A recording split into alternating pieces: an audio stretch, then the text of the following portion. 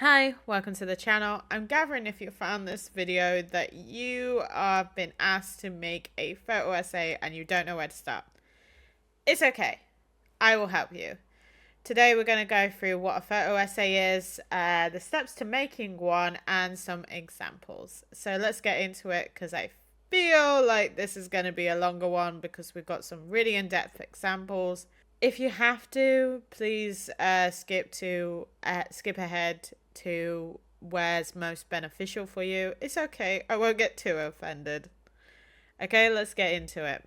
So, what is a photo essay? A photo essay is a collection of images based around a theme, a topic, a creative approach, or an exploration of an idea.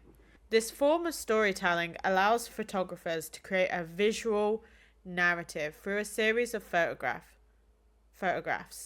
which can be accompanied by text or other storytelling elements, but it does not require them.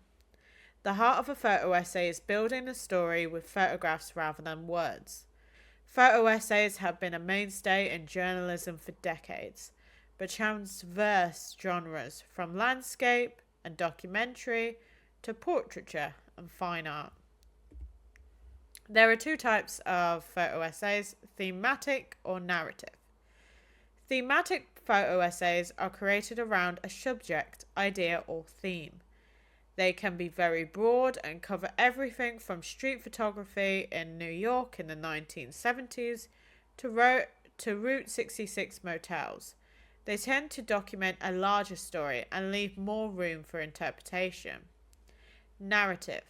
Narrative photo essays follow a storyline and are generally much more specific. These essays can be documentary, fine art, conceptual, or anything in between, but they tend to stick to one story. So the first photo essay we're going to look at is A Day in the Life. Now this was published by The Guardian of this year on the 3rd of January, if you're watching in 2025. So this is the day of the life of a prison officer at HMP Maidenstone.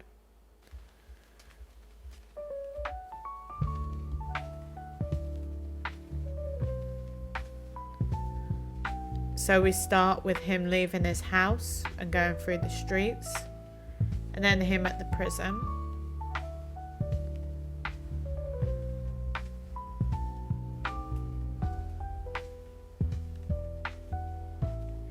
Oh, this is interesting. Here's him signing for kitchen delivery and supervising recycling. Not usually what we think of. So this is quite an interesting component, I would say.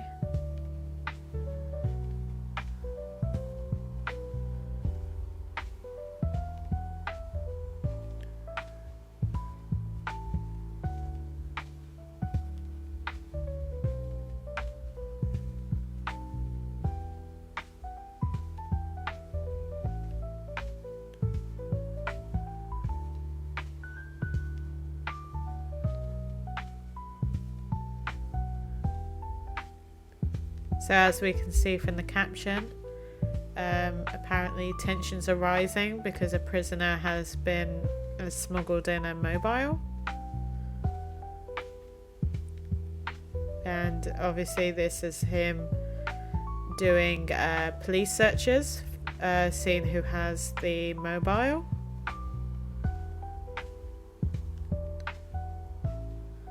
So this is him going to the cells.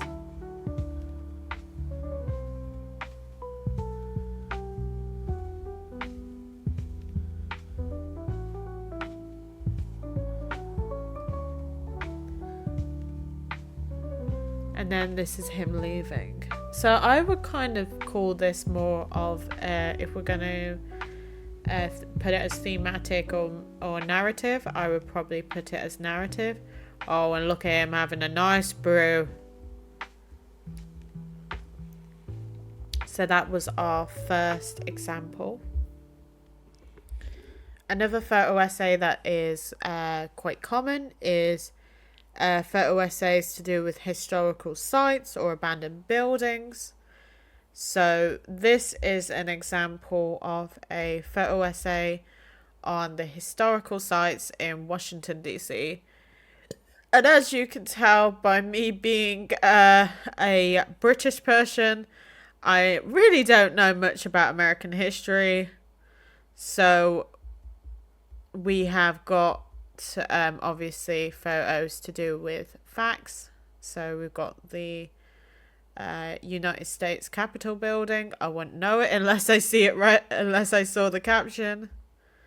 Lincoln Memorial. So this is much more of a thematic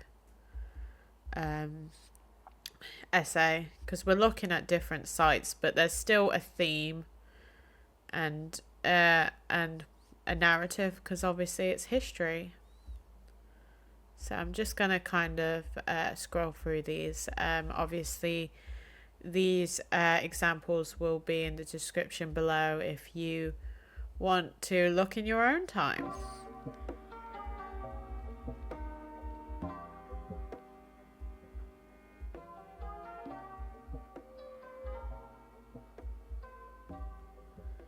And nice, we got some references at the end.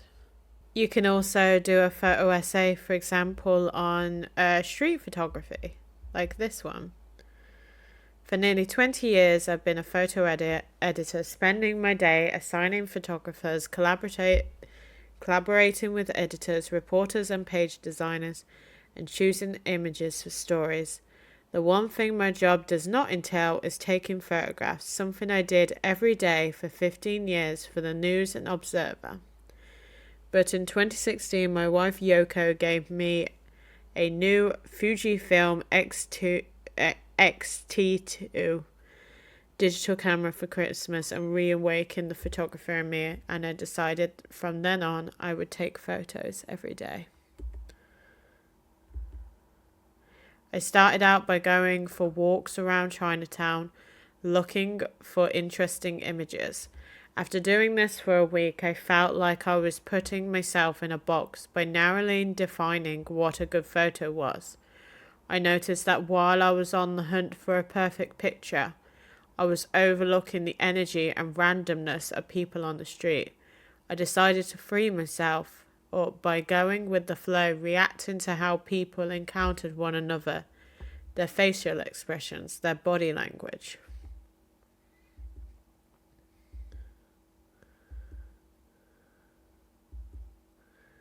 I also drawn to the aesthetics of the city and how people move within its design. After doing this for a while, I noticed that I'm compiling a body of work that celebrates how mundane can be visually refreshing.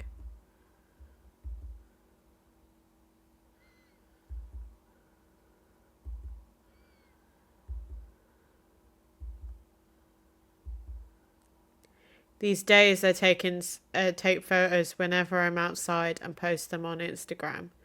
Once I'm finished with my work at the Washington Post, I pretty much bound out to the doors with at least one camera, sometimes two, slung over my shoulder, and walk for 30 minutes with the aim of taking at least one photo. I try to get out in time to catch the nice early evening light. I also like the feel of the city at night, and I find that street photography in the rain makes for dramatic and moody images.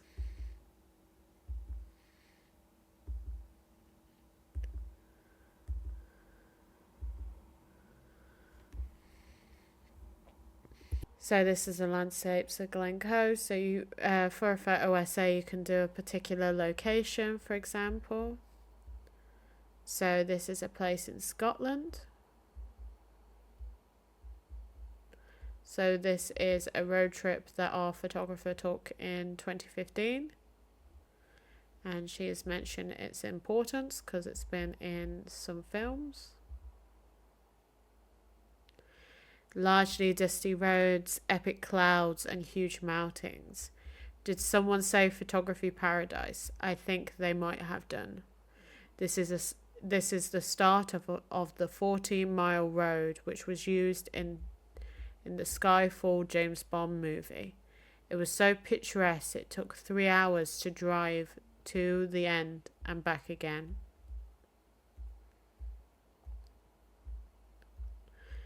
Glencoe is all about bouldering peaks and a narrow, oppressive valley.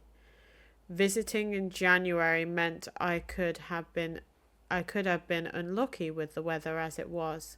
I had 2 days of nearly perfect light and a golden hour that seemed to last all day. I'm not complaining. There are countless hiking trails to take in the majesty of the area. If that's your thing, I spotted this little trail and bridge from the road and had to stop to shoot it. Those are the Three Sisters in the background.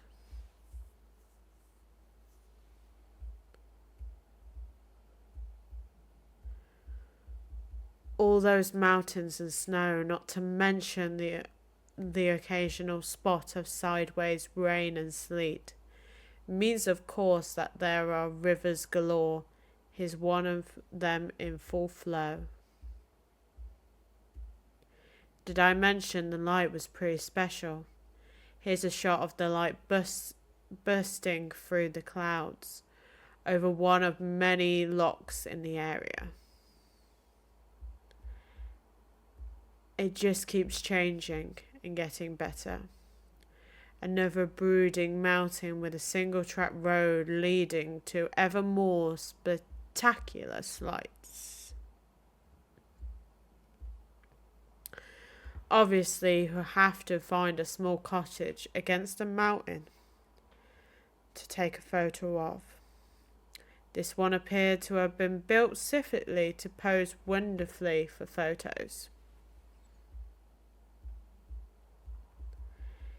Here's that bridge again, with the Three Sisters in the background. No trolls in sight, but I would have been surprised to have found one.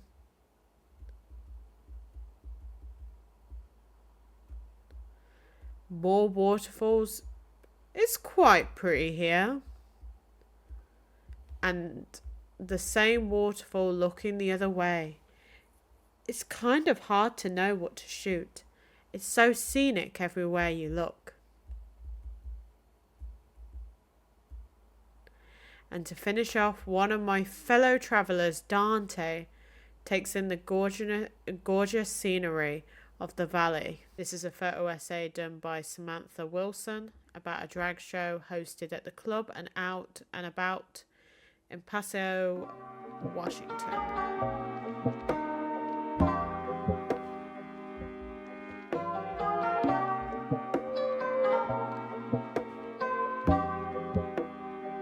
Okay, so those examples were great, I bet you're saying, but then you're there like, how do I actually make a photo essay?